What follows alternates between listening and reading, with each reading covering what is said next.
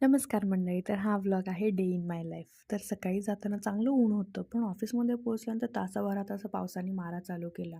परत 12-12:30च्या वेळेस मला राहायला भेटायला जायचं होतं, पण इतका पाऊस पडत होता आणि त्याच्यामध्ये खूप चिकचिक चिकचिक झाले ते. आणि माझं डोकं असं होतं, मी काल व्हाईट घालून आले होते, पण तरी पण ते मॅनेज झालं. त्याच्यानंतर आदल्या दिवशी खूप सारं सेलिब्रेशन होतं, RCB जिंकली म्हणून. त्याच्यामुळे रात्री झोपायला वेळ झाला. त्याच्यामुळे सकाळी डबा नाही बनवला, तर डबा नाही बनवला. म्हणजे दुसऱ्या दिवशी ऑफिसमध्ये मज्जा. तर इतकं काय मागवलं होतं मी. त्याच्यानंतर ऑफिसची कामं आवरून मी राहायला घ्यायला निघाले होते. त्याला घेतलं आणि घरी आलो आणि घरी आल्यानंतर माझा काय असा अवतार असतो, म्हणजे दिवसभर मी खूप थकून जाते, पण आल्यानंतर स्वयंपाक करणं हे मॅन्डेटरीच असतं.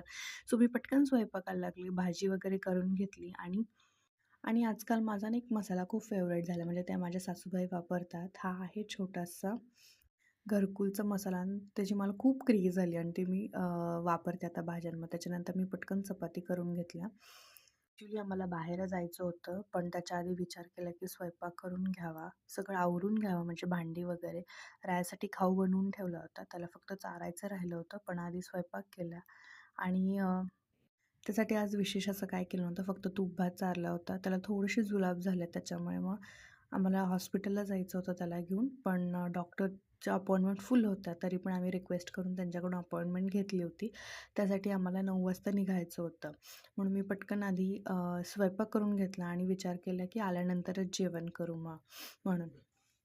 पण मुलं आजारी असेल ना, तर कितीही तुम्ही एनर्जेटिक असेल, कितीही काही झालं ना, तरी दिवसाचा मूड चांगलाच नाही असतो. म्हणजे मुलं ठीक आहे, आता लहान बाळ आहे म्हटलं तर आजारी हे पडणारच. पण बरं नाही वाटत घरामध्ये, असं उल्हास नाही राहत. पण इतकं म्हणजे काही झालं तरी तो इतका सुपर ॲक्टिव्ह असतो ना, म्हणजे जुलाब होऊ दे, काय होऊ दे, तो ॲक्टिव्हनेस त्याचा फुल ऑन असतो. इकडे माझ्या चपात्या झाल्या होत्या आणि मी त्यांचे म्हणजे मयूर आणि राया खाली खेळत होते हॉलमध्ये. त्यांच्याशी बोलत बोलत, गप्पा मारत मारत पटपट पटपट सगळं आवरून घेतलं. त्याच्यानंतर रायाला खाऊ चारला. तो खाऊ खायला तसा इतका वेळ नाही लावत, पण मग त्याच्या मूडवर असतं. मग त्यांनी खाऊ खाल्ला, त्याचं सगळं आवरलं आणि त्याच्यानंतर मग आम्ही हॉस्पिटलला जायला निघालो. हॉस्पिटलला गेलो, तिथं भयानक गर्दी होती. म्हणजे किती वाजले? 9:15 वाजले होते, तरीसुद्धा खूप गर्दी होती तिथे. मग राया काय तिथं थांबायला तयार नव्हता. मग मयूर घेऊन त्याला बाहेर उभा राहिला होता आणि मी तिथेच बसले होते.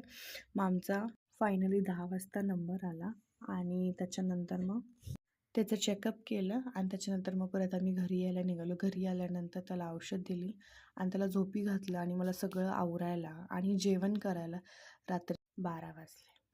आणि 12 वाजता होता मयूरचा बर्थडे. So happy